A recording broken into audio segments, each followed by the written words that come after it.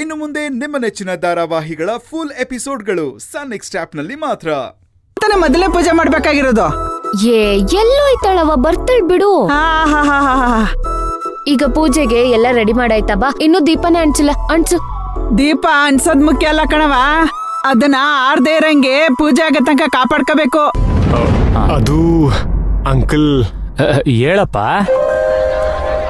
ನಾನು ಈ ಊರಲ್ಲೇ ಮದುವೆ ಆಗ್ಬೇಕು ಅಂತ ಅನ್ಕೊಂಡಿದ್ದೀನಿ. ಅಯ್ಯೋ ಅಷ್ಟೇ ತಾನೆ. ನೀವು ಅನ್ನು ನಾನೇ ಒಂದು ಹುಡುಗಿನ ನೋಡಿ ಕೊಟ್ಬಿಡ್ತೀನಿ.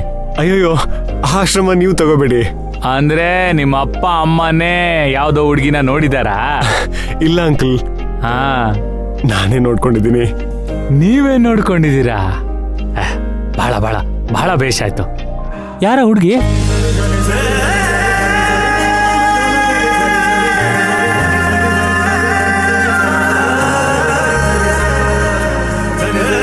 ಆ ಹುಡುಗಿ ಯಾರು ಅಂತ ನಿಮಗೂ ಚೆನ್ನಾಗಿ ಗೊತ್ತಿದೆ ಅಂಕಲ್.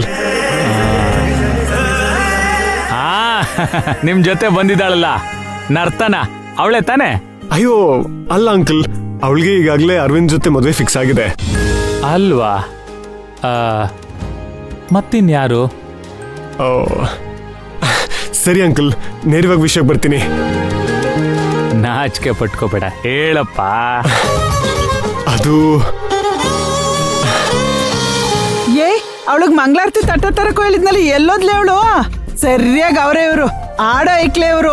ಇನ್ನು ಬುದ್ಧಿ ಬೆಳ್ದಿಲ್ಲ, ಮೈ ಬೆಳ್ದದೆ. ತಟ್ಟೆ ತಗೋಬರಕ್ ಹೇಳಿದ್ನಲ್ಲಿ ಎಲ್ರೂ ಹೋದ್ರಿ? ಇರು ನಾನ್ ನೋಡ್ಕೊಂಡ್ ಬರ್ತೀನಿ. ನೀನು ಅತ್ತಗೆ ಹೋಗ್ಬಿಡ್ಬೇಡ, ಬೇಗ ಬಾ.